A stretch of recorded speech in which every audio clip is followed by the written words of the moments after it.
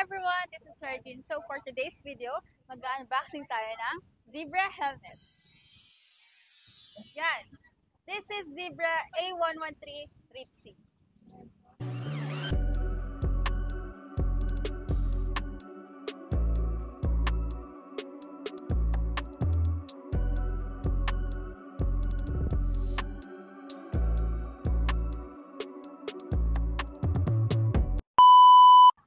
Disclaimer, ito nga pala ang unboxing na walang box.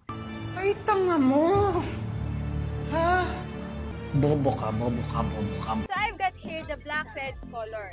Alam nyo ba, this is modular. Ano nga ba meron sa Zebra A113C? Ito nga pala ay pinlock ready na. Tapos naka-smokeless nga to. So dahil nga wala akong box, nandun sa box yung clear lens.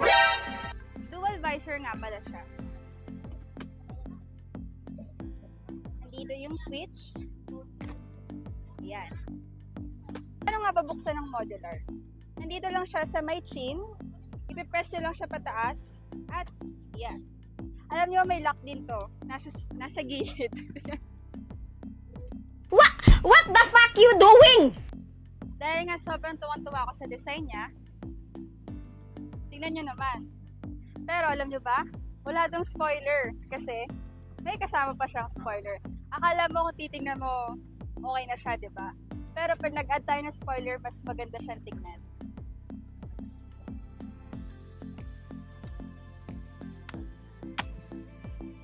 Diba? Wala pang 1 minuto, nakabit mo na. Na-expect ko mabigat tong modular na to. Pero, yung bagong release ng Zebra, sobrang gaan niya compare sa ibang modular helmets. Check natin yung foam. Siyempre, mas gusto natin yung comfortable tayo. Ayan. Makikita nyo, malambot yung foam niya. At intercom ready na siya.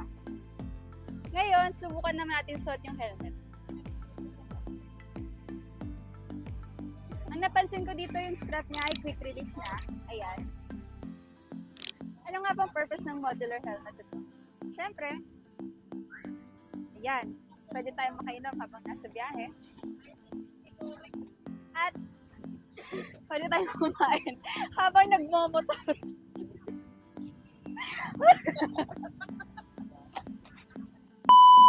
Ayan, maraming salamat sa panonood. Again, this is Sardine, and this is Zebra A113